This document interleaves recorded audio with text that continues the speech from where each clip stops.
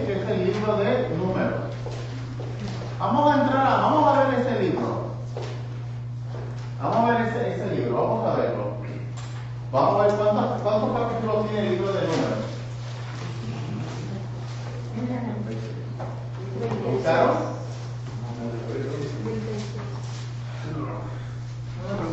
¿Por qué se llama Levítico, porque de la tribu de Leví. Leví son los sacerdotes. Hablamos al principio que era justamente de la tribu de Leví. Número, ahora vamos a ver. ¿Ah?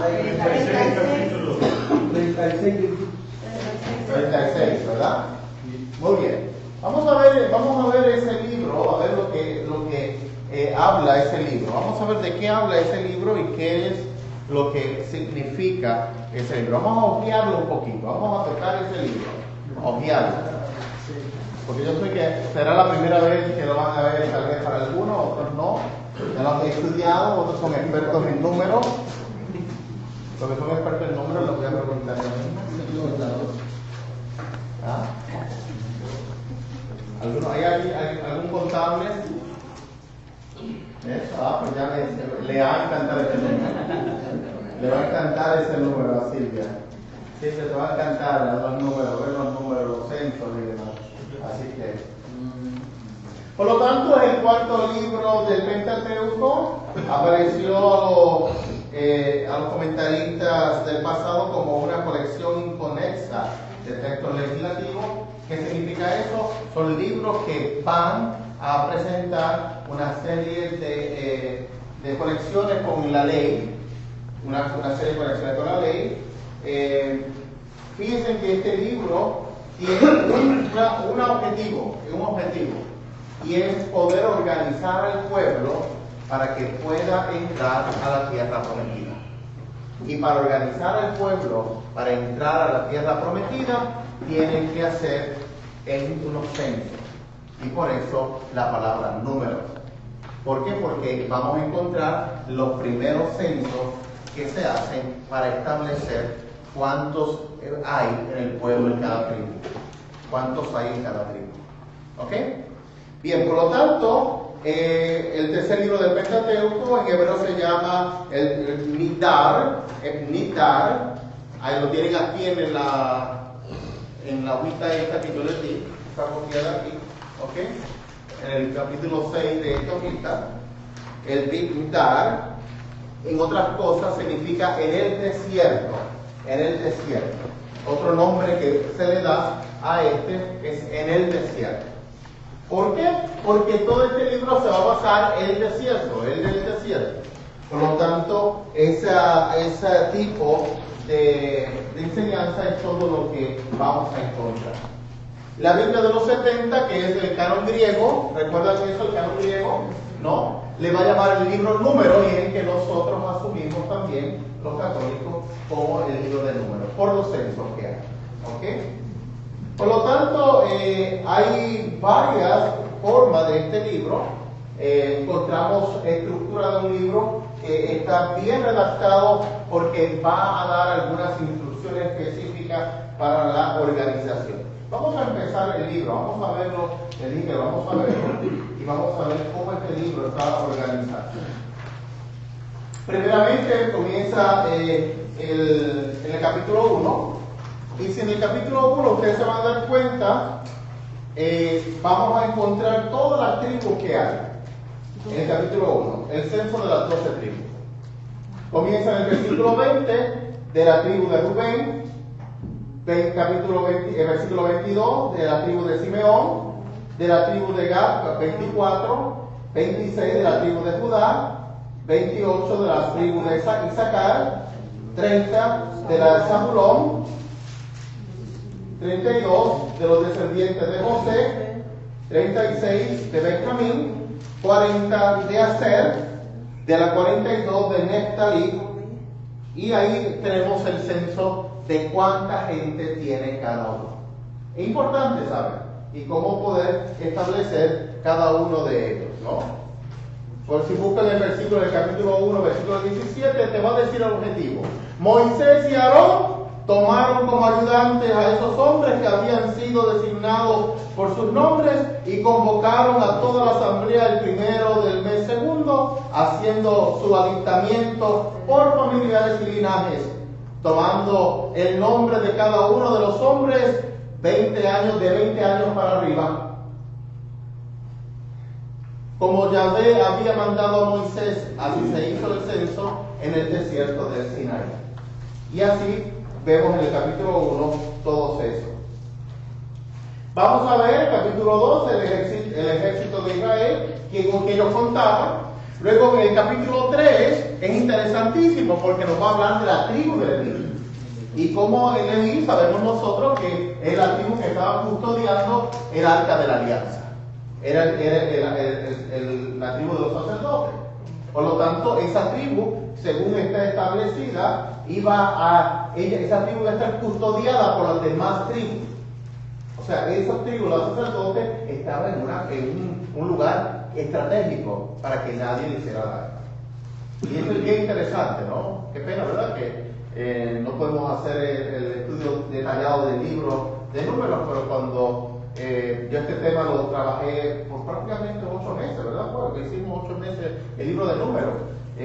Para trabajar el libro de números, se dio el diagrama de cada tribu, cómo estaba organizada en el desierto y qué correspondía a cada tribu hacer. Interesantísimo, interesantísimo. ¿Puedo hacer una pregunta? En Éxodo y aquí se menciona el calendario. ¿Se manejaba el mismo calendario? No. Por eso, porque hay unos menciona el primer mes, menciona el segundo mes. Cuando hablamos de los meses, y sobre todo los meses bíblicos, por ejemplo, hablamos del mes de Nisan, ¿no? El mes de Nisan entre mes de marzo y abril. Es el mes de Nisan. Es el mes, ese es el mes de la Pascua. Esos son los calendarios que se utilizan, es muy diferente.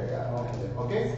Bien, por lo tanto, la tribu de Leví, capítulo 3, y luego más adelante vamos a hablar, capítulo 4, quiénes son los queatitas, quiénes son estos, la familia de los levitas, a qué se basan ellos, y de ahí van pasando las diferentes personas que van asumiendo este grupo de personas, un grupo de personas muy interesante. El capítulo 6, qué pena, no me traje para esta clase el nazireato, pero vamos a ver si lo podemos trabajar, porque es un tema que aparece nuevo, el nazireo. ¿Qué era el nazireo? Vamos a ver eso. Vamos a ver el nazireo. Vamos a ver, aquí capítulo 6, ¿quién lo quiere leer? Mateo, por favor. Yahvé dijo a Moisés: di a los hijos de Israel, si un hombre o una mujer se consagra a Yahvé mediante el voto de nazireato, no beberá vino ni bebida alguno de que pueda embriagar, ni vinagre hecho de vino o de otra bebida embriagante, cualquiera, ni tampoco jugo alguno exprimido de uvas, no comerá uvas frescas ni pasas. En otras palabras, había un grupo que hacía un voto, y ese voto se llamaba el nazireato. El ser nazireo, el ser un nazireo significaba algo bien específico. Era un grupo de personas que hacían un voto. ¿Qué tipo de voto era? Vamos a verlo. Vamos a ver qué tipo de voto. Esta persona que hacía el nazireato no beberá ni vino ni bebida embriagante, ni vinagre hecho de vino, de otra bebida embriagante cualquiera, ni tampoco jugo alguno. Versículo 4 dice: todo el tiempo que sea nazireo no comerá fruto alguno de la vid, desde los granos hasta el ollejo. Todo el tiempo de su consagración como nazireo no se pasará la navaja por su cabeza. Por lo tanto, hasta que pasen los días de su consagración. Os les voy a preguntar qué es un nazireo, así que vayan viéndolo, porque Dios es grande que da la pregunta. Y dejará crecer la cabellera. Durante el tiempo de su consagración no se acercarán a ningún cadáver, aunque sea de su padre o madre, de su hermano o hermana. En pocas palabras, si a esos les toca morir, no se hará impuro por cuanto tiene en su cabeza la consagración de Dios. Todo el tiempo de su voto estará consagrado a Yahvé. Si alguien muere de repente junto a él y con esto su cabeza consagrada ha quedado impura, se rapará la cabeza el día en que se purifique y se la rapará otra vez al séptimo día. El octavo día ofrecerá 2 tórtolas o 2 pichones al sacerdote a la entrada de la tienda del encuentro. El sacerdote ofrecerá un sacrificio por el pecado y el otro en holocausto. Así expiará por aquel hombre la impureza contraída a causa de un muerto. Consagrará de nuevo su cabeza al mismo día y se consagrará a Yahvé por toda la duración de su voto nazireo y ofrecerá un cordero de 1 año como sacrificio por el delito. Los días anteriores son nulos, pues su voto de nazireo ha sido interrumpido. ¿Qué significa eso? Si aquí al lado mío yo hice el voto de nazireato y muere uno al lado mío, ¿qué pasó?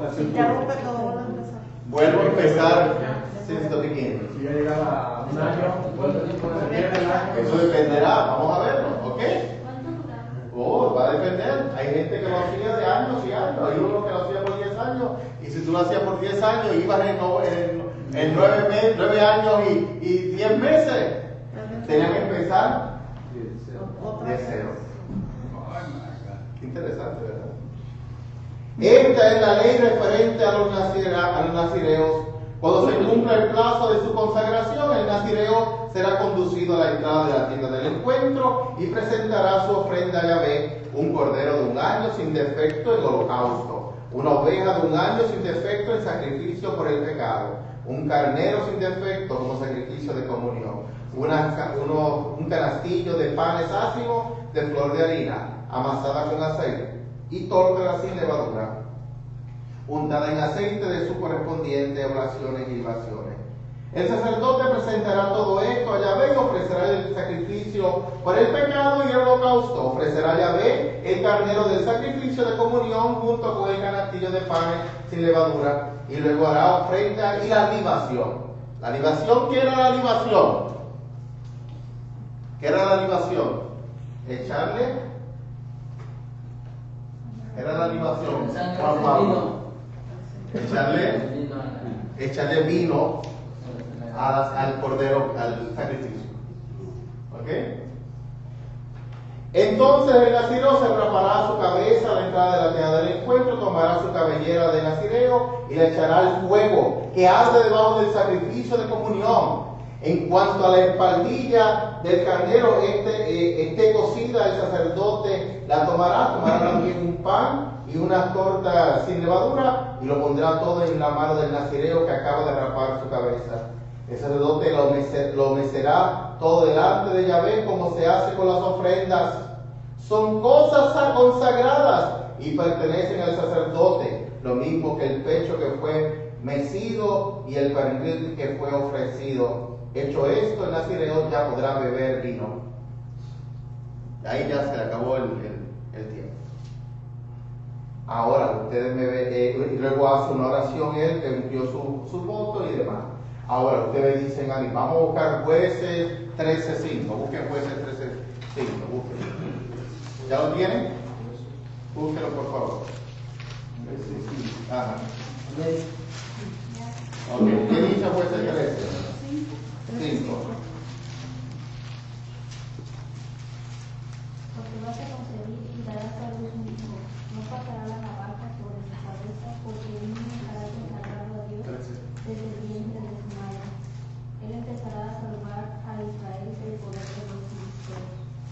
Por lo tanto, estamos hablando de Sansón, ¿no? El 13:5 nos habla justamente vamos a buscar el versículo 3 en adelante, dice: el ángel de Yahvé se apareció a la mujer y le dijo: hasta ahora has sido estéril y no has tenido hijos, pero vas a concebir y darás a luz un hijo. Ahora fíjate bien en no beber vino ni bebida alcohólica, y en no comer nada impuro debido a ese hijo que vas a concebir y dar a luz, porque desde el vientre de su madre el muchacho estará consagrado a Dios. No pasará por su cabeza la navaja, pues será quien comenzará a librar a Israel su mano de los filisteos. Por lo tanto, Sansón era un nazireo. Era un nazireo. ¿Por qué Sansón era un nazireo, Verónica? ¿Y cómo tú lo sabes? Porque tenía el pelo largo, ¿tú lo viste? Porque no tomaba vino. Porque estaba consagrado y ya se fueron las prescripciones que le dijo el ángel. Está ahí, por lo tanto, era ese, ¿ok? Vamos a buscar Primera de Samuel. Primera de Samuel, ya tenemos un ejemplo. ¿Quién era nazireo? Lo voy a preguntar. ¿Quieren que se me pone el mano? Versículo, Primera de Samuel, capítulo 1:11. ¿Quién la tiene? Ya léelo, por favor. Había un hombre de Ramatayim, un sufita de la montaña de Efraín, que se llamaba Elcaná. Era hijo de Jeroham, hijo de Eliú, hijo de Tohu, hijo de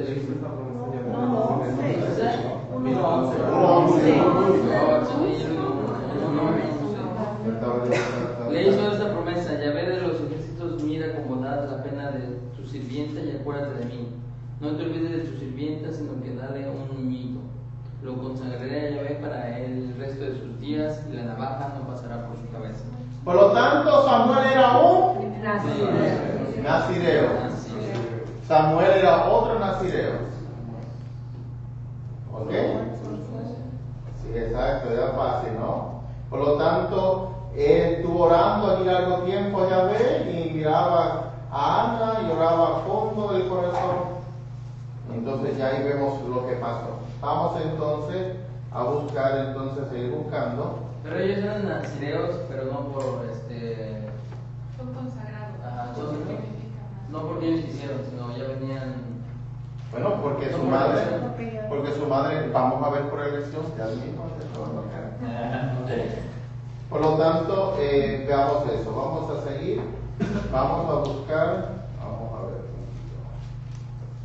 Para tenerlo aquí yo marcado.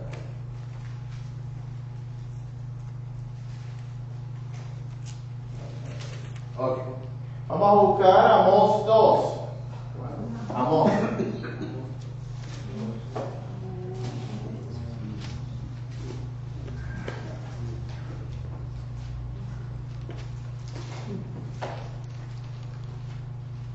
¿Lo tenemos? Sí. Versículo 11. Suscité profetas entre sus hijos y nazareos entre sus coronas. ¿No es así, israelitas? Oráculo del Señor. Pero ustedes hicieron beber vino a los nazareos y ordenaron a los profetas no profeticen. Pues yo haré que se atasque como se atasca una carreta cargada de gavillas. ¿Qué hicieron entonces ellos? ¿Qué hicieron de malo? Bebieron vino. ¿Le dieron de beber vino a quién? A los nazareos. Les dieron de comer vino a los nazireos. O sea que le hicieron ¿qué? Un daño. ¿Por qué? ¿Qué pasaba si ellos bebían vino? ¿Qué pasaba si ellos bebían vino? Tenían que volver a empezar, ¿ok? Pero no quedamos ahí, vamos más allá todavía. Vamos a pensar. Búscate, Lucas. Búscalo ahí, ese. ¿Lo tienes ya? ¿Lucas qué?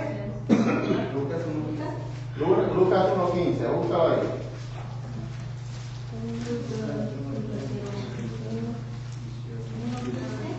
Sí, 1:15. Lea a ver. ¿Por qué este hijo? ¿Qué dice Lucas 1:15, Juan Pablo? Porque este hijo tuyo será un gran servidor del Señor, no beberá vino ni licor, y estará lleno del Espíritu Santo, ya desde el seno de su madre, Por medio de él, muchos hijos de Israel volverán al Señor, su Dios. Él mismo abrirá el camino del Señor con el espíritu y el poder del profeta Elías. ¿De quién está hablando? Jesús. No, de Juan el Bautista. De Juan el Bautista. Por lo tanto, Juan el Bautista era un nazireo. Juan el Bautista era un nazireo. Algunos, los nacidos se consagran por un cierto tiempo o se pueden consagrar por toda la vida. Ya vimos que vamos a buscar Hechos de los Apóstoles 21. Hechos de los Apóstoles 21.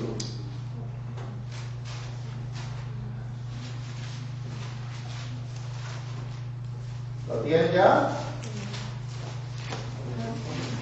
Hechos de los Apóstoles. Versículo. El versículo, búscame el 23.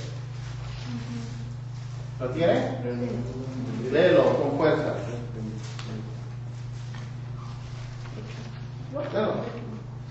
Reuniremos la asamblea y harás lo que te vamos a decir. Hay entre nosotros 4 hombres que han hecho un voto y tú lo vas a apadrinar. Te purificarán ellos y pagarán los gastos cuando se hagan cortar el pelo. Así verán todos que es falso lo que han oído decir de ti y que por el contrario tú también cumples la ley. En cuanto a los creyentes del origen no judío, ya les hemos enviado instrucciones pidiéndoles que se abstengan de carne sacrificada a los ídolos, de la sangre y de la carne de animales sin sangrar, y de las relaciones sexuales prohibidas. Ok, por lo tanto, en los Hechos de los Apóstoles encontramos ¿cuántos? 4 nazireos. ¿Estamos claros? ¿Cuántos de ustedes habían escuchado hablar de los nazireos anteriormente? No. La primera vez.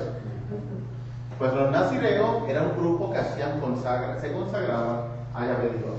Algunos lo hacían de forma voluntaria y de otra forma, otros eran de nacimiento que lo hacían de esa forma. Pero los nazireos es un grupo que lo van a escuchar mucho también en el Nuevo Testamento. Busquen también Hechos 18 para que ustedes se den la gran sorpresa de quién era un nazireo también ahí. 18. Pablo era nazireo. También hizo voto de nazireo.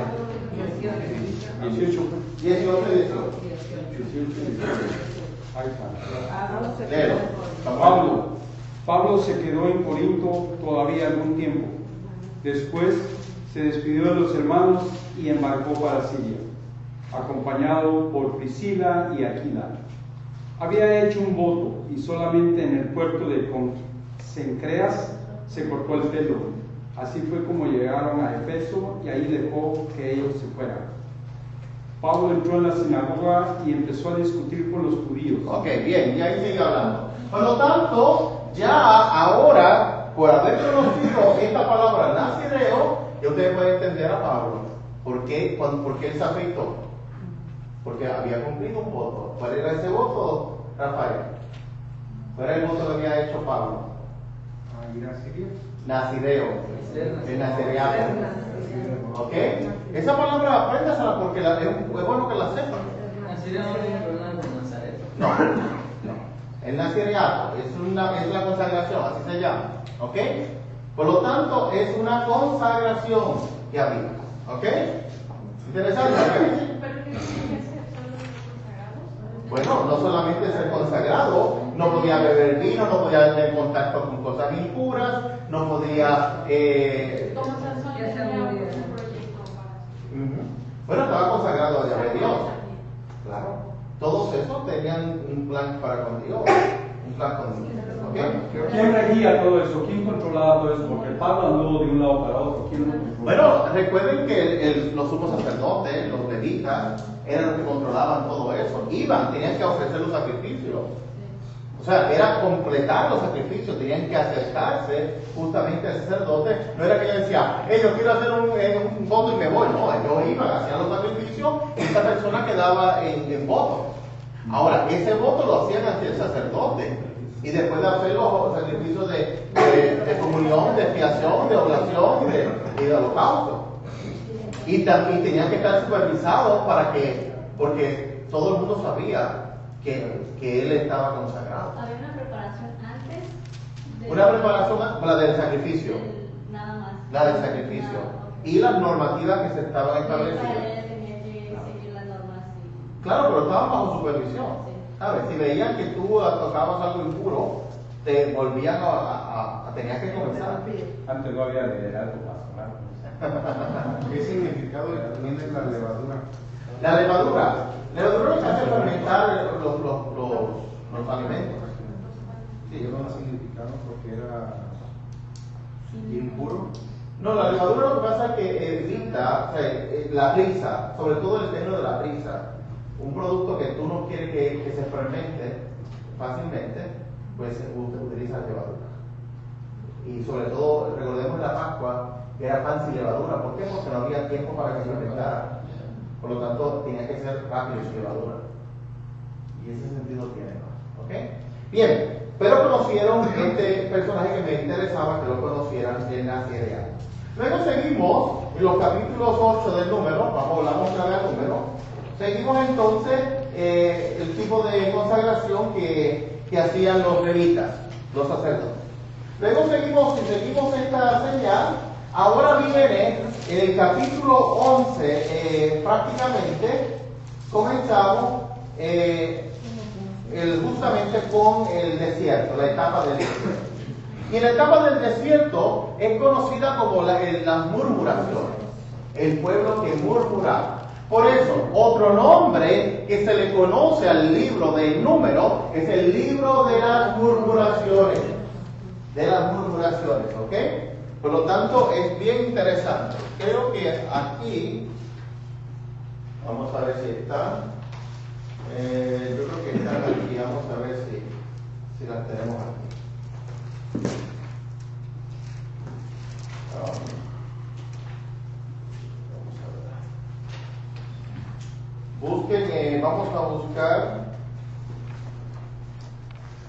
Vamos a ver si está aquí.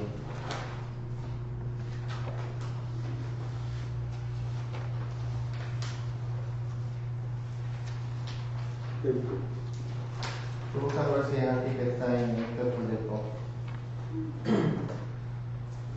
Vamos a buscar en la página 29 de este folleto. Vamos a buscar aquí.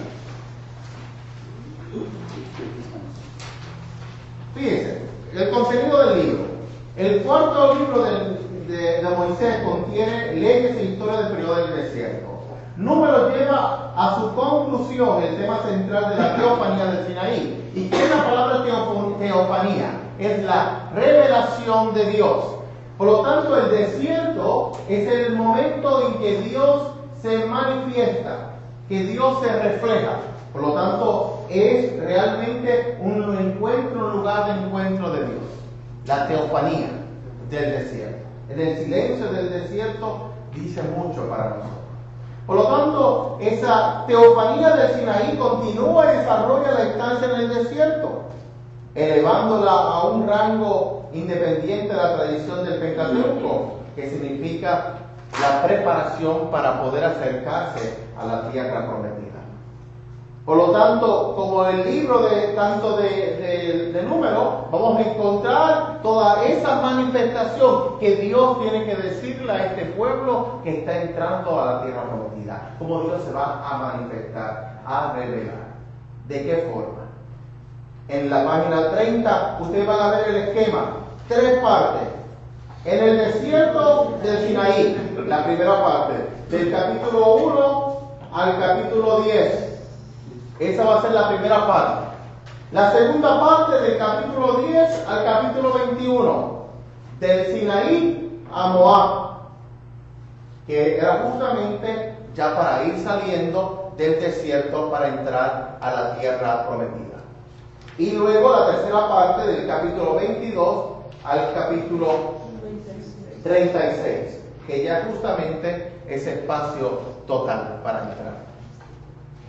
Por lo tanto, El libro de Números nos va a hablar de un pueblo que ya ha sido liberado, de un pueblo que ha sido liberado de la esclavitud, que está en el desierto, pero que continuamente se va rebelando contra Dios y va murmurando contra Dios.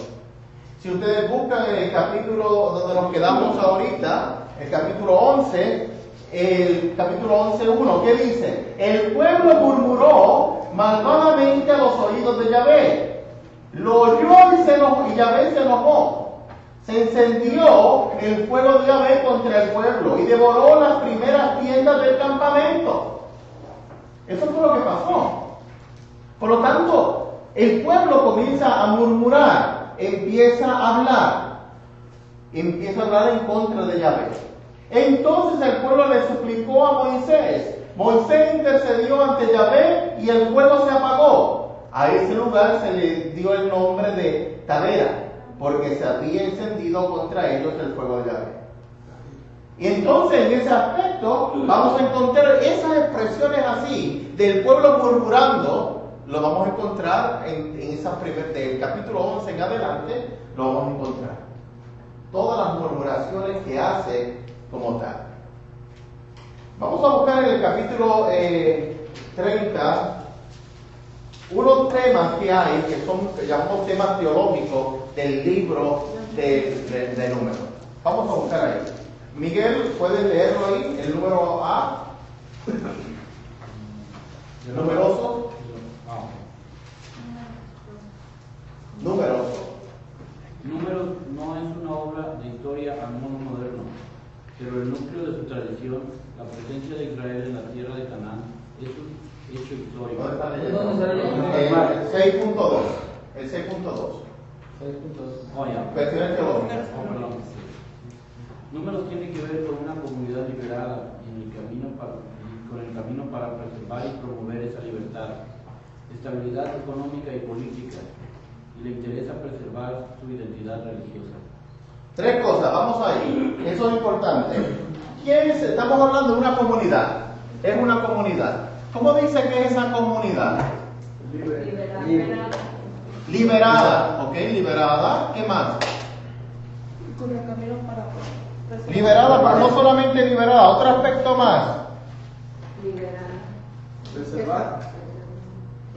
Estabilizada. ¿Cómo? Estabilizada. Que promueve. Promotora. ¿Promotora de qué? De la libertad religiosa. La libertad. Libertad religiosa.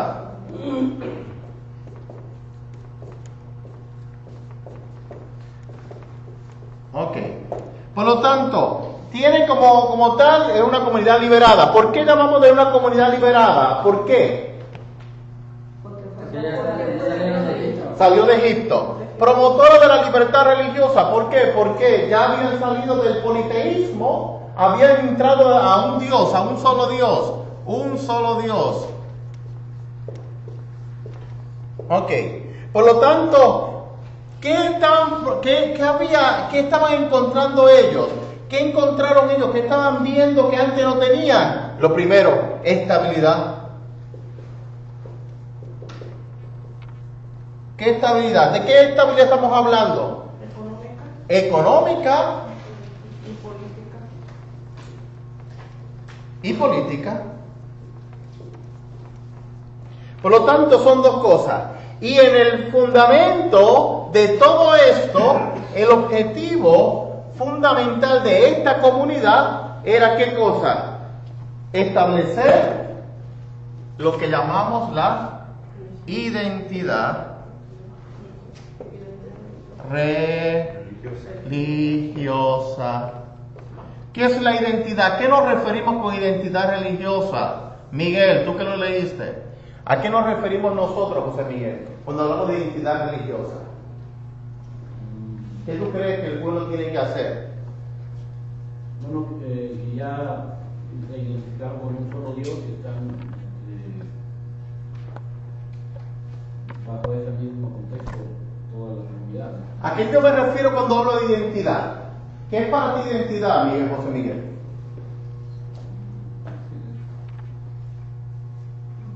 ¿A qué me refieres? ¿Qué te refieres con identidad? ¿Alguien que sepa qué? Algo que precisamente me identifica con cierta Rafael, Geografía.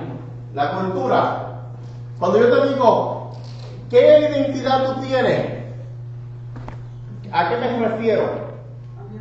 Ideología. A mi origen, de dónde soy, de dónde vengo, qué hago, quién soy.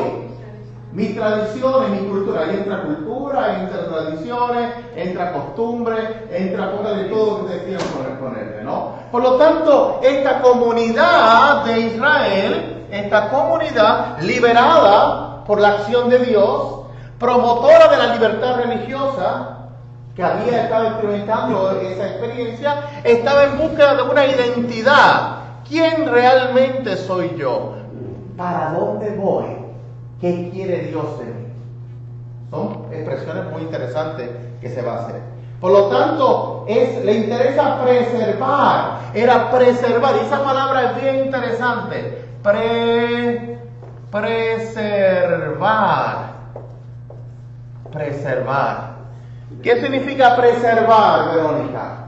Preservar es conservar. Conservar, otra palabra de preservar es conservar, de asegurar, ¿no?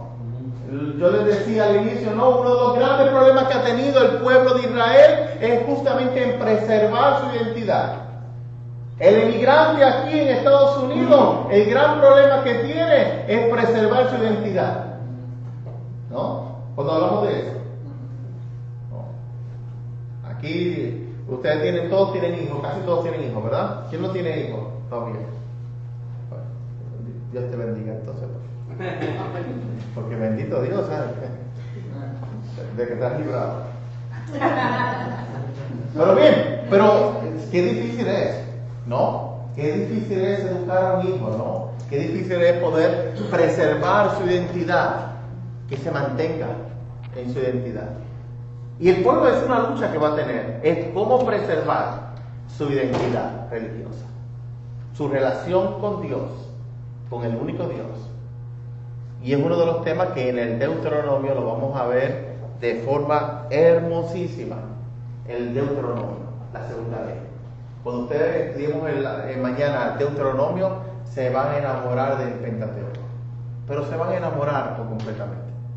Porque el Pentateuco es esa relación. Ahí vamos a ver, mañana vamos a ver a Dios acercándose al hombre y diciéndole, yo soy tu Dios, tú eres mi pueblo, tú me perteneces. ¿No? Y ahí vamos a encontrar mañana el famoso Shema Israel. Ese Shema, esa experiencia de amor más profunda que puede haber. Shema Israel, Adonai Elohenu, Adonai Echad. Escucha Israel, yo soy tu Dios, yo soy uno. Me amarás con toda tu alma, con todo tu ser, con toda tu fuerza. Eso es hermoso. Esa es la experiencia del Shema, la vamos a tener mañana. Pero es justamente en relación a la identidad de este pueblo. ¿Qué tenemos que hacer? Por lo tanto, Números explora el tema de la relación del pueblo de Yahvé, que es un Dios, y esa relación con Dios, la va a explorar. ¿Cómo tengo que hacer? Y va a poner a Dios y le pero mira, y por eso las murmuraciones, benditas murmuraciones. Porque todo el tiempo y no entiende, el pueblo de Israel no comprende por qué está viviendo en el desierto. No lo puede entender y se le hace difícil. Por lo tanto, va a entrar en esa otra relación de comprensión, comprensión de Dios. ¿Cómo tú estás acompañándome? ¿Cómo puedo entender eso? Que tú eres un Dios que no me dejas. Pese a que yo he sido terco, de dura cabeza, tú me acompañas. Tú estás conmigo. No me dejas solo.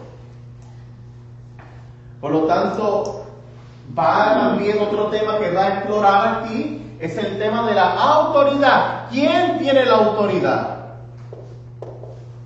El tema de la autoridad. ¿Quién tiene la autoridad conmigo?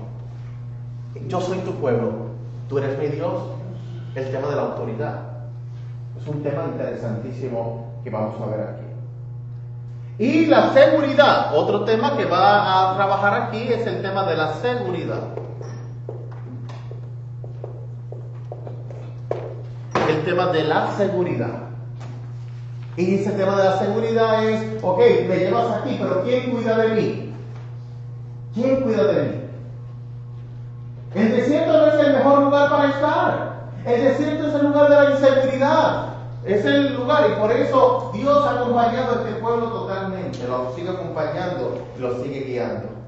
Por lo tanto, vamos a encontrar a un Dios que siempre está muy cerca y que va a hablarle cara a cara con este pueblo. Ese es el pueblo que está en cercanía con él. Por lo tanto, vamos a buscar entonces, volvamos a este tema de aquí. Tengamos este tema. Volvemos ahí. ¿Ok? El número 12, número. Tengamos ahí. Sí, el tema 2 de número. Aquí, este mismo. Dice 2, libro de números. No. En la página, tengamos ahí.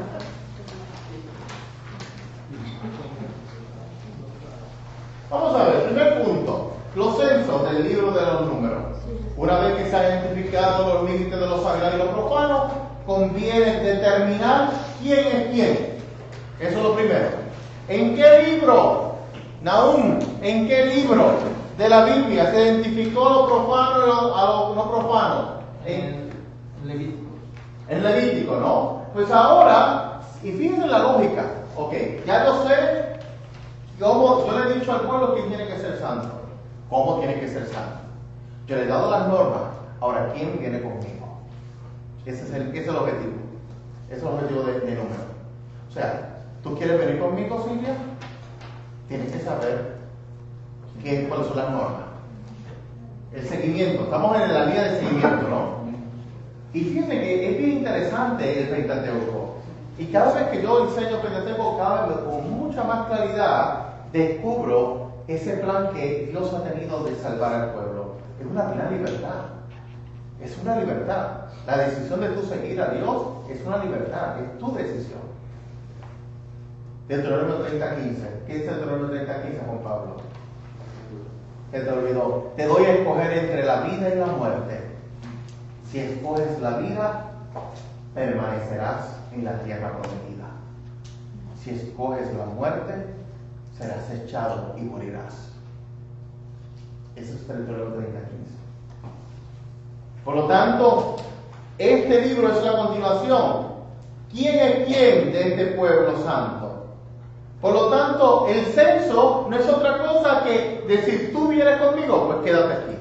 Eres parte de este número. Por lo tanto, vemos eso. El desierto, ¿qué es el desierto? Fíjense que la característica del desierto es que el desierto es el lugar de la intimidad con Dios. Por lo tanto, cada vez que el pueblo sienta la necesidad de encontrarse con Dios, tiene que ir al desierto.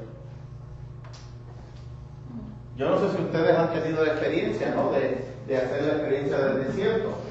Pero yo cuando me ordené sacerdote, el mes antes de ordenarme sacerdote, estuve 30 días en silencio. No, eso fue lo que Es como un retiro, ¿no? Sí, es la experiencia de estar solo en una... Yo recuerdo... Fue horrible, ¿verdad? Pero bueno, es que yo lo hice en una pequeña ermita, ¿no? Y la pequeña ermita, yo recuerdo, era algo interesantísimo. Fue de los cartujos. Era algo así. Aquí tenía una cama y tenía el lavamanos con un toilet, ¿no? Un toilet. Imagínense que eso es un toilet, ¿no? Y la casita tenía una verjita así y un portón aquí, ¿no? Y la puerta aquí. Pues entonces yo la cama estaba ahí, no había nada más, ahí no había nada más, era un cuadrado. Estoy hablando que prácticamente estamos hablando de así. Como preso. Es eso, no había nada más. Imagínense ustedes 30 días, el padre David, que le gusta hablar tanto, los primeros días yo hablaba hasta con las arañas que había acá. Horrible.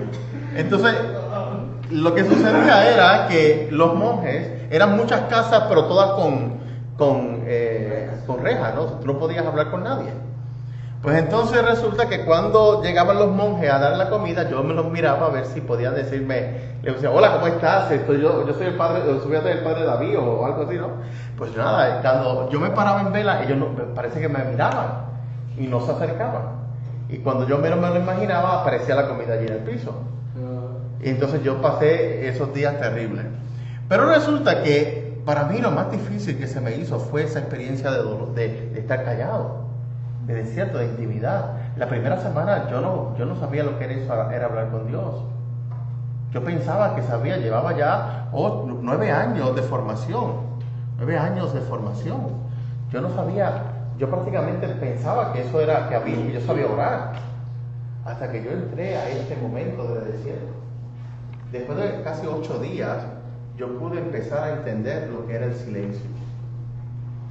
Y con todavía, yo trabajo semi-glass, ¿no? Lo que es vitral, la técnica del vitral. Y a mí me encanta, mi hobby es hacer vitral, ¿verdad? Pues, ¿qué hice yo? Yo hice un vitral para mí. ¿Y saben cómo le llamé? El ángel del silencio. Porque es un angelito que está, lo tengo en la ventana donde está mi cama, así. Y el angelito está haciéndome. Porque yo necesito hacer silencio. Y cada vez que miro a la ventana, veo al angelito y me recuerdo que tengo que callar. Y tengo que hacer silencio. Es el ángel del silencio. Así le llamé a esa imagen que tengo en mi ventana de la casa. Pero el desierto es el lugar de la intimidad. Es el lugar con Dios y de la prueba. Esas 3 dimensiones son interesantísimas. Lugares, el desierto es el lugar de la intimidad con Dios, del diálogo con Dios y también de la prueba. Es tanto así que cuando el pueblo fue al exilio, cuando el pueblo llegó al exilio, llegó a esta etapa más fuerte, ¿sabe qué tuvieron que hacer? Volver otra vez al desierto. ¿Por qué? Porque tenían que volver a buscar su identidad. El pueblo, muchos de ellos, incluso un grupo de sacerdotes se llegó al pueblo nuevamente al desierto. ¿Qué tiene el desierto que no tienen los demás lugares? Que en el desierto, donde la ausencia de cosas, el silencio hace que se rescate su identidad. Es interesante el desierto. El libro de Números nos brinda a nosotros la oportunidad de descubrir lo que pasa en el desierto. Lo que este pueblo sufrió en el desierto, las pruebas. Y cada vez que el pueblo tiene que volver otra vez a experimentar esa identidad, tiene que volver al desierto. Porque el desierto es profundo. Por lo tanto, cuando hablamos del lugar de intimidad con Dios, nunca ha estado Israel tan cerca de Dios como cuando estaba en el desierto. Porque cuando el pueblo entró a la tierra prometida, el pueblo se dio cuenta de que habían tantos dioses que se desbocó a tierra prometida. Moisés les había indicado, no se contagien de esta gente, miren que van a encontrar muchas cosas que les van a alejar de Dios. Y yo, no te preocupes, Moisés, vamos a ser fieles al Señor, jamás voy a ser infiel al Señor. Y cuando entraron a la tierra prometida, hicieron todo lo contrario. Lo vamos a encontrar en los libros de Jueces, Josué. Esos son los libros que nos van a decir qué pasó cuando entraron a la tierra prometida. El pueblo se descadenó. Es más, dice el libro de los Jueces y el libro de Josué, dice que el pueblo se olvidó de enseñarle a sus hijos el temor de Dios. Y por eso el pueblo perdió su identidad religiosa. Y si seguimos Deuteronomio 30:15, nos dice Deuteronomio 30:15 que antes, si tú decides olvidarte de Dios, tú no vas a permanecer en la tierra prometida. No. Lo que Dios le dijo al pueblo, tú estarás en la tierra prometida hasta tanto y cuanto tú sigas, honres mis mandamientos, cumplas los mandatos y normas, leyes, y tú obres rectamente, decidas orar por el bien. Y esa ley que nosotros conocemos es la ley de la retribución. Por esa ley no la voy a trabajar ahora. La ley de la retribución, que la vamos a trabajar en la semana que viene, en la próxima clase. ¿Ok? Por lo tanto, no hubo dioses extraños en el desierto. Los dioses extraños se encontraron fuera, cuando fueron a la tierra prometida. Cuando Israel necesita convertirse, vuelve a revivir otra vez la experiencia del desierto. El desierto, déjame terminar aquí, el desierto también es el lugar de la prueba. En el desierto Israel experimenta continuamente la tentación de volverse a Egipto. Vámonos a Egipto. Allá había carne. Nos trataban mal, nos esclavizaban, pero había carne. Había comida. Había agua. No libertad, pero sí había esclavitud, pero hacían lo que les daba la gana. Tampoco ni crea, porque hacían lo que el faraón y sus soldados le decían, ¿no? La pregunta que quería hacer yo, ¿cuántos años pasaron para que esta comunidad, nueva comunidad de Israel, llegara a tener esa murmuración y esa desesperación? Porque fueron generaciones las que pasaron. No, fueron 40 años de estando en el desierto, fueron 40 años de su gran sufrimiento. Y la experiencia del desierto fue esa, pero también te encuentro con Dios. Pero recordemos que se lo merecieron. No fue porque Dios quiso. La etapa del desierto iba a ser transitoria.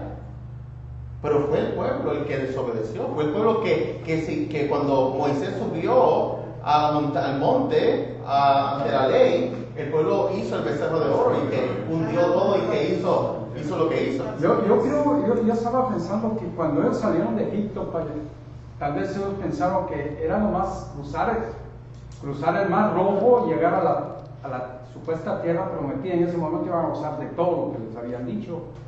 Y muchos no lo creyeron así, inclusive cuando iban huyendo ya iban pensando que querían regresar.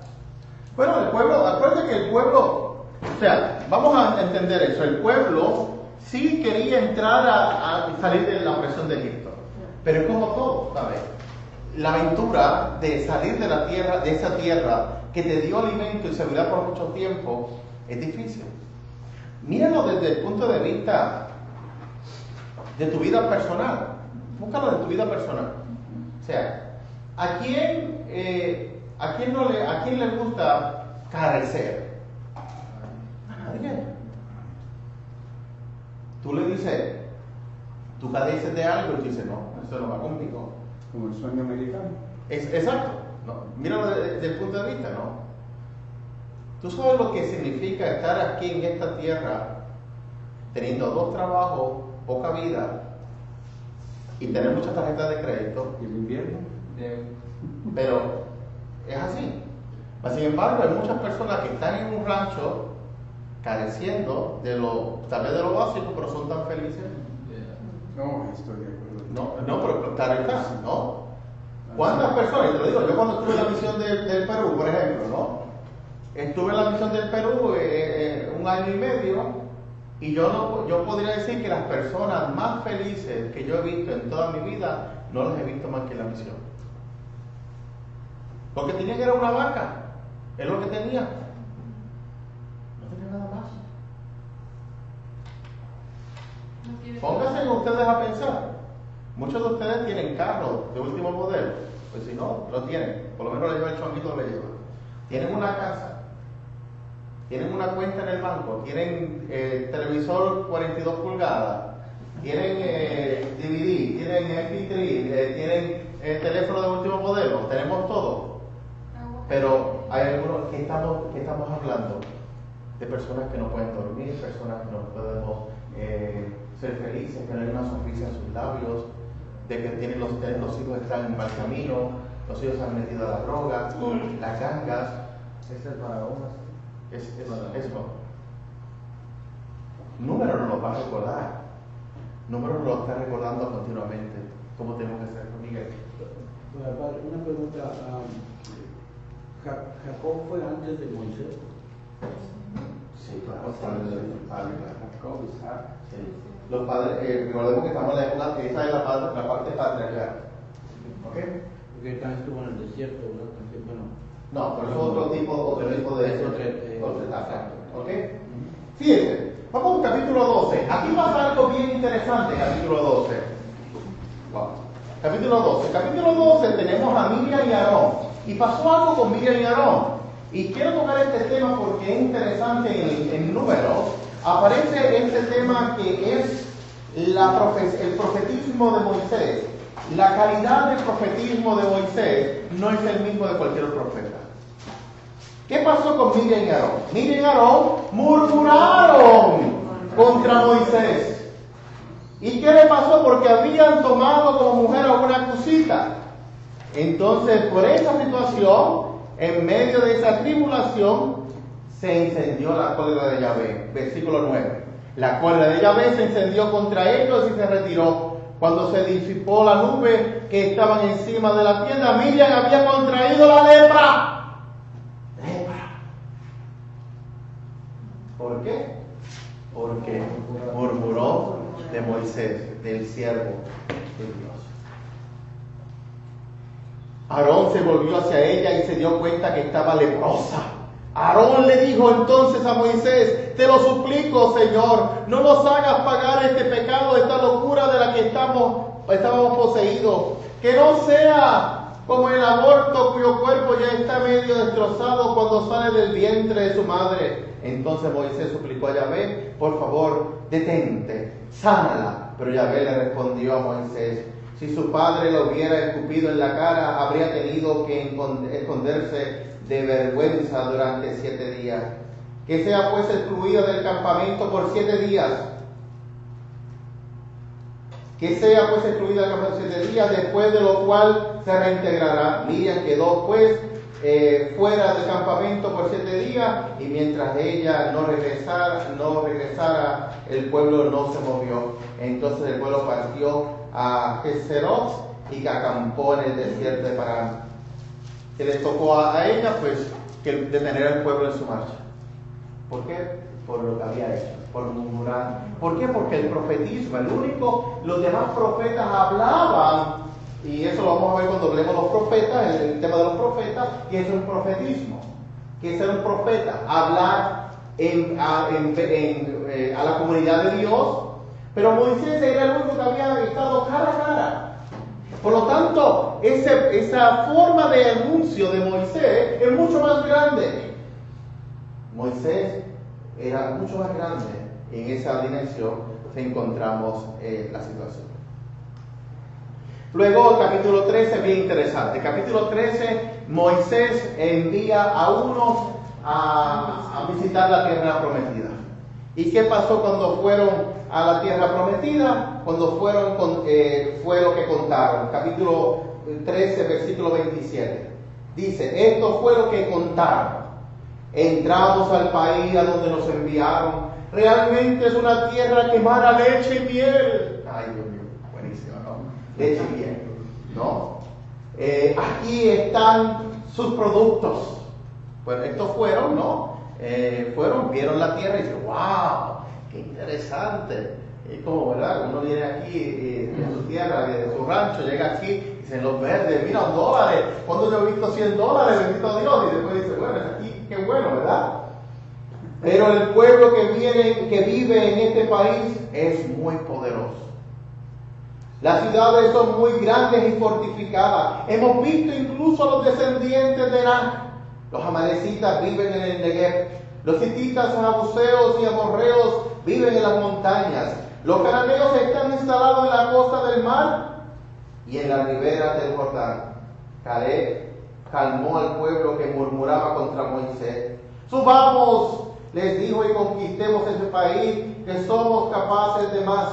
Pero los hombres que habían subido junto con él le replicaron: no podemos atacar a ese pueblo porque es demasiado poderoso para nosotros. Y se pusieron a desacreditar la tierra que habían visitado. Les decían a los israelitas: la tierra que hemos explorado es una tierra que devora a sus habitantes. Los hombres que allí viven son muy altos, si hasta vimos gigantes. A su lado teníamos la impresión de que éramos langosta, y así nos veían ellos. Por lo tanto, hay un problema. ¿Cuál es el problema? Ellos pensaban que después de estar tanto tiempo en el desierto, iban a entrar a la tierra prometida y que todo iba a estar bueno, bien. Y se dan cuenta que no, que los exploradores fueron, ya la tierra estaba habitada. Había que luchar para entrar a la tierra prometida. Las fortificaciones eran altísimas, había hasta gigantes.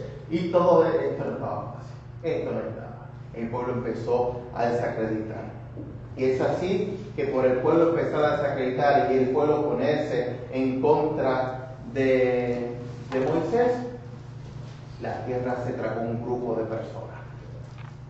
Es lo que va a contar en los capítulos siguientes. En los capítulos siguientes, el pueblo pierde a un parte de todos ellos porque empiezan a criticar a Moisés, pensando que Moisés es el que tiene la culpa de eso. Y criticando a Moisés, pues criticaban también a quién, a Dios, en esa forma. Por lo tanto, estamos ahí. Luego vienen los capítulos 15, 16, va un relato sobre las leyes, nuevamente la Torá, va a contar algunos temas sobre la Torá, y empieza entonces la preparación del pueblo para ya acercarse a esta tierra prometida. En este capítulo, justamente es que Dios también habla a Aarón y a Moisés. ¿Por qué? Porque Moisés atribuye el trabajo de las cosas, de lo que estaba pasando. Y ahí pues hay un pequeño problema que le cuesta realmente a Moisés entrar a la tierra prometida también. Algunos casos de impureza lo vamos a ver en el capítulo 19 y luego viene el capítulo 20, la segunda parte, ya la marcha del desierto de Moab, y de ahí pues vamos a encontrar al pueblo que ya deja de confiar y empieza a confiar en otras cosas. Muere Aarón en el capítulo 20, vemos la muerte de Aarón, y de ahí en adelante pues ya empieza la historia de Balaam, que la vamos a ver, que quieren engañar al pueblo, y luego va terminando ya la bendición final, que va a terminar ya con este pueblo que se prostituye al Baal del Peor. Vamos al capítulo 25 para que veamos cómo este pueblo tiene algunas situaciones un poco difíciles. Verónica, ¿puedes leer el capítulo 25? Israel se instaló en Sittim, y el pueblo se entregó a la prostitución con las hijas de Moab. Ellas invitaron al pueblo a sacrificar a sus dioses. El pueblo comió y se postró ante los dioses de ellas. Israel se apegó al Baal de Peor, y se encendió la cólera de Yahvé contra Israel. Yahvé dijo entonces a Moisés: apresa a todos los cabecillas del pueblo y empálalos de cara al sol ante Yahvé. De ese modo se apartarán de Israel la cólera de Yahvé. Moisés dijo a los jefes de Israel: que cada uno mate a aquellos de sus hombres que se prostituyeron con el Baal de Peor. Justo a ese momento, un israelita introducía en su tienda a una moabita, a la vista de Moisés y de toda la comunidad que lloraba a la entrada de la tienda del encuentro. Al ver eso, Pinjas, hijo de Eleazar, hijo del sacerdote Aarón, tomó una lanza, siguió al israelita al interior de su tienda y lo traspasó a los dos, al hombre y a la mujer, en pleno vientre. Inmediatamente cesó la plaga que se cernía sobre Israel, porque ya habían muerto por esa plaga 24,000 de ellos. Yahvé dijo a Moisés: Pinjas, hijo de Eleazar, hijo del sacerdote Aarón, alejó mi cólera de los israelitas, cuando se mostró lleno de celo por mí en medio de ellos. Por eso le dirás que me comprometo a recompensarlo. Me comprometo a darle el sacerdocio para que sirva a él y a su descendencia, porque se mostró lleno de celo por su Dios y lo reparó en nombre de los israelitas. El israelita que fue muerto al ser herido junto con la madianita se llamaba Simir, hijo de Salum. Era uno de los jefes de la tribu de Simeón. El nombre de la madianita que fue muerta era Cosbi, hija del sur, jefe de una familia de Madián. Yahvé le dijo entonces a Moisés: ataca a los madianitas y acaba con ellos, porque los atacaron a ustedes con su idolatría.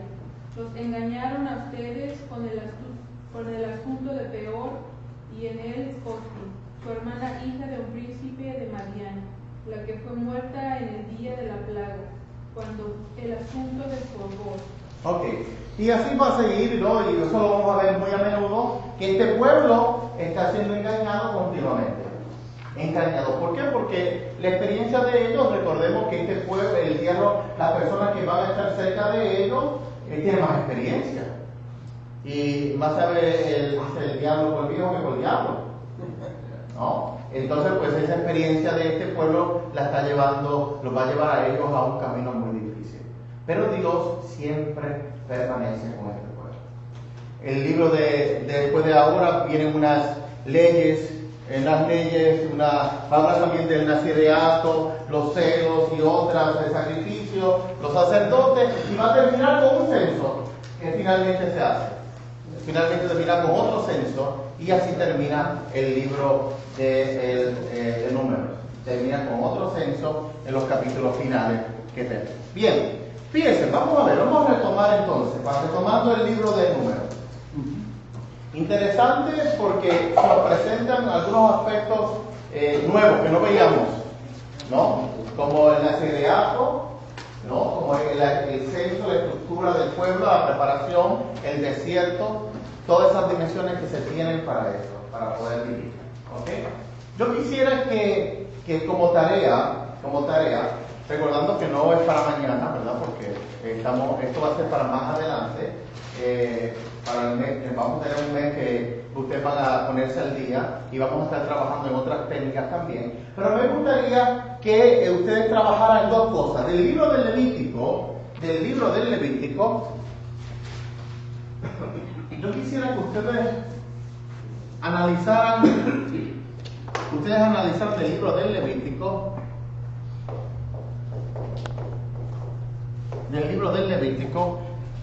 Levítico 19, 1. Sean santos porque yo soy Yahvé, soy santo. Esa invitación que Yahvé nos hace a ser santos. ¿Y cómo vamos a hacer esto? Yo quisiera que ustedes me trabajaran aquí algo muy personal. Y me van a hacer una técnica, la técnica que yo le llamo la técnica de la carta de amor. Así le voy a llamar, la carta de amor. Vamos a hacer una carta de amor a Dios. ¿Ok? Con esa idea, sean santos porque yo Yahvé soy santo. ¿Ok? Va a ser el capítulo completo, ¿verdad? Ese versículo, 19.1. Inspirado en 19.1, usted va a hacer una carta de amor a Dios. ¿Ok? Muy sencillo. ¿Ustedes han hecho una carta de amor? El que no la ha hecho, pues ahora la va a hacer. ¿Ok? Esa es la primera. Del libro de números, yo quiero que me trabajen estos temas que van a encontrar aquí. Estos temas que van a algunas narraciones. Las narraciones que encontramos aquí. Las narraciones, ¿ok? Estamos divididos por grupos, ¿verdad que sí? ¿Ustedes tienen grupos? Sí. ¿Cuántos grupos son? 4. Ok. Pues van a trabajarme el grupo número 1. ¿Quiénes son el grupo número 1? Angelical. Ok. El grupo angelical me va a trabajar el maná y las codornices. ¿Ok? Y codornices. El grupo número 2 me van a trabajar el tema de los exploradores de la tierra. ¿Quiénes son? Mariano. No sé.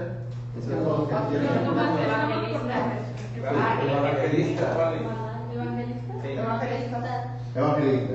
El grupo número 3, la rebelión de Coré, Datán y Abiram. Esa narración, ¿ok? La tercera está aquí. La narración está aquí. Aquí dice narraciones. ¿Ok? Esa está ahí. Entonces, el agua de la roca el grupo número 4. ¿Ok? Y todos me van a trabajar el de la serpiente y Balaam y Balac. Todos. ¿Ok? O sea que tienen dos. Tienen el que les toca plus los que son obligatorios. Son 3, ¿no? Ok, son exactos. Los dos últimos dos vamos a trabajar. Todos los grupos van a trabajar como técnica del grupo. ¿Ok? ¿Qué yo quiero que ustedes hagan en esa narración? Primero que lo lean. Segundo, que ustedes preparen una presentación de PowerPoint, ¿ok? De PowerPoint. Esa la van a subir, me la van a enviar sobre el tema que ustedes hicieron, ¿ok? Eso es para crear síntesis. ¿Ok? Yo quiero ver que ustedes han logrado sintetizar la narración, ¿ok? Pueden buscar recursos de internet también para que ustedes puedan. Es como si ustedes tocaran, recuerden, si ustedes tocaran dar una catequesis sobre esa narración, ¿cómo lo harían? Yo quiero ver eso, ¿ok? Y es en grupo, esa va a ser en grupo. La primera es personal, esa es personal, ¿ok? Esta es grupal. ¿Estamos? Muy bien. Entonces tenemos la tarea para eso. Eso lo vamos a hacer para después de enero. ¿Ok? Tenemos de enero hasta febrero para hacer este trabajo, las tareas. ¿Ok? Esas las tenemos para ahí. Entonces, pero no dejen todo para última hora, porque ¿qué les pasa? Hay problemas. Bien, antes de concluir, dos cositas. Y presten atención porque esto es importante para yo poder cuadrar las fechas que tenemos. Ok, tenemos. Vamos a ver. Tenemos. Ok, tenemos. Mañana nos vamos a estar encontrando aquí nuevamente. Ok. El miércoles yo no puedo porque tengo misa. Tengo misa de la Guadalupe y tengo que estar. Qué bueno. Bueno, entonces estamos ahí. Ahora, mi propuesta es. Nos quedarían entonces dos clases pendientes porque la semana que arriba vamos a estar lunes, martes y miércoles. Con esas clases, esas cuadramos. Nos quedarían dos clases pendientes. Mi propuesta es, el sábado 14 podemos encontrarnos. ¿Aquí? Puede ser en Santa Rita, puede ser en Santa Rita, no hay problema. Aquí. O aquí. Pero aquí no sé si está ubicado. No sé nada aquí. No sé, en Santa Rita yo me puedo ubicar rápidamente, no tengo ningún problema. Es aquí al ladito. No es al lado. Yo les propongo por la tarde, no todo el día por la tarde. Yo puedo, porque el tema que voy a tocar es el de los profetas. Si lo cojo en la tarde, le cojo los menores y los mayores juntos y no los divido, porque no me da para hacerlo en un periodo. Y así terminamos el tema de los profetas completo. Y así da más comprensión. Yo creo que es mejor. Es decir, ¿A qué hora es el sábado? Eso es lo que voy a ver. Serían las dos clases el sábado. El sábado, las dos clases el sábado. Entonces tendríamos mañana, el sábado y los 3 días de la semana que viene cuadramos. Y luego ustedes se dedican a trabajar en las tareas. o sea que el miércoles se elimina aquí y nos vamos el sábado para eso. El sábado. Yo puedo, después, la hora que pueda el sábado, yo puedo a cualquier hora. Pero yo les propongo a ustedes, ¿qué ustedes quieren? ¿Por la mañana, por la tarde? Por la mañana, de 9 en adelante. A las 9 les parece bien para que estén. De 9 hasta Puede ser de 9 como hasta las 9, 10, 11, 12, 1. A la 1. Tenemos una merienda pequeña y más tardar 1 y 30 estamos fuera. ¿Ok? Con eso yo cubro los profetas, la línea profética. ¿Ok? ¿Estamos eso? Entonces sería mañana, el sábado y el lunes, martes y Y terminamos. Pues tenemos 3 clases, 4, 5, 6, 7, 8, 9 y 10. Sí, cubrimos completo. Pregunta, ¿dónde es Santa Rita? La 63, Berkeley. 3 y... Sí, se la voy a poner aquí. Púntela ahí. 63. 63. Con la Ahí se ve. Revuelve. California. La grande que está ahí, exacto, esa grande que está ahí. La California que está aquí, hasta la 63, y la esquina de la 33 la puerta. Está. Porque entonces lo que yo hago, lo que hacemos es que yo separo el salón de así y aquí de todo. Vamos a hacerlo en la rectoría. La rectoría. Ahí hay todo. ¿Ok? Sábado 14 a qué hora se De 9 a 1 a más tardar 1:30, ¿ok? Pero yo creo que a la 1 terminamos bien, estamos bien, ¿ok? Hay que avisarle a los dos que no vinieron. Hay alguien de aquí que no pueda venir el sábado. Yo no lo veo muy seguro, pero Yo también a ver. Vamos a hacer la lucha. A ver. Esta escena. Porque va a haber mucho tiempo en enero. Esta es la lucha, un sacrificio. Sí. Lo mejor, lo posible, si usted puede hacer el sacrificio de hacerlo, sería conveniente hacerlo. Nosotros estamos grabando, pero no es lo mismo una escuchar la grabada que estar ahí. Sí. Traten de hacer lo posible, si pueden hacer los arreglos. Ya estando enfrente del templo, yo lo conozco, pero ¿es en la parte de atrás o en un salón en especial? No, ustedes entran, hay un estacionamiento, está la escuela, está la parroquia. La parroquia, ¿no? Ya así. Luego está la casa, la rectoría, hay un parking y la escuela.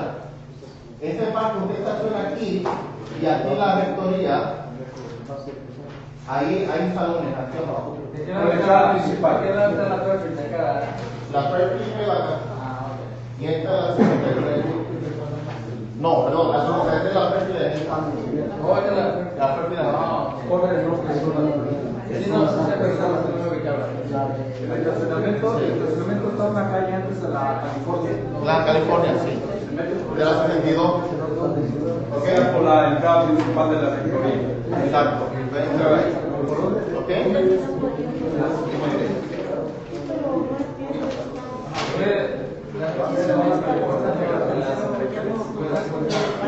Ahí tenemos cambiando los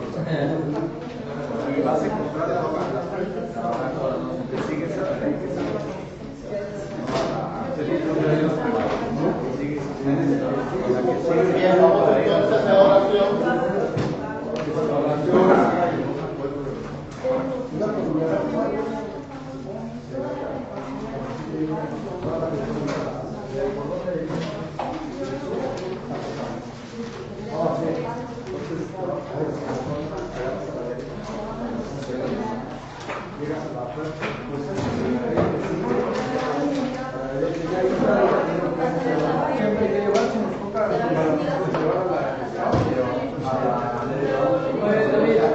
Las tareas, vas a poner algo para hacer las tareas porque no puedo escribirlo. Sí, vamos a poner ahora. Voy a poner ahora. Bien, vamos a hacer la oración.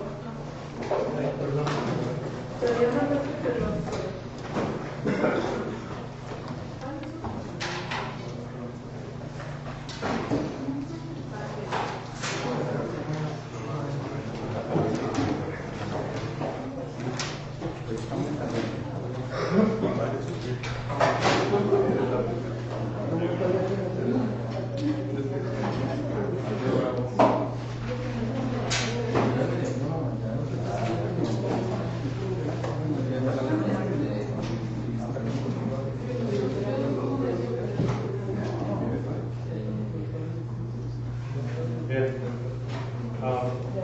Gracias, Señor, por permitirnos reunirnos aquí y estudiar tu santa palabra.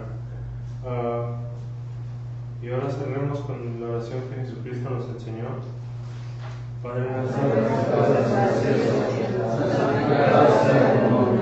venga a nosotros tu reino, hágase tu voluntad en la tierra como en el cielo. Danos hoy nuestro pan de cada día, perdona nuestras ofensas, como también nosotros perdonamos a los que nos ofenden. No nos dejes caer en tentación y líbranos del mal.